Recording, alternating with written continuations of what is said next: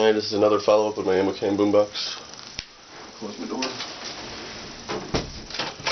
Well, what I've done differently is I still have the same battery. It's the into circuit, into circuit Power Castle 26,000. This is 26,000 milliamp hours if you didn't know.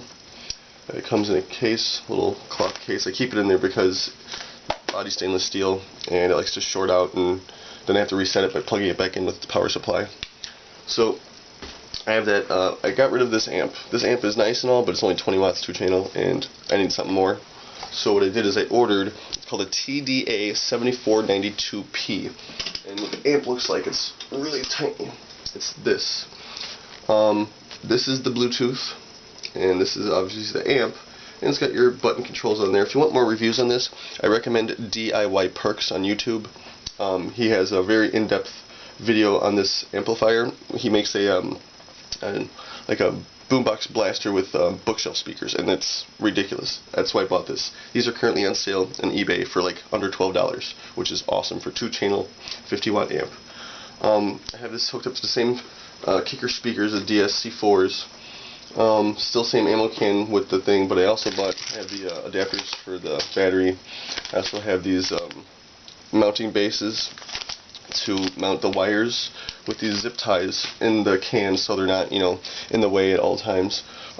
Because of this is so much smaller than this amp, and it has the Bluetooth built in, I don't have to have a separate Bluetooth. It makes things so much easier. But still, the one drawback is because this is Bluetooth in a metal box, the range for the Bluetooth is still short. Some people, they'll put a port here and then put the Bluetooth in there, so get more range. But I was actually thinking of taking passive radiator and installing it on the back here, something about the same size as these two speakers put together, and then that way it can be tuned towards bass. But that's probably in my other ammocan I'm going to do. My new ammocan, I will be using this same amp because it bumps. It's just great. This thing drives my two house speakers. I'll show you in a sec. These two big speakers there, that one and that one, it drives them easily, very easily.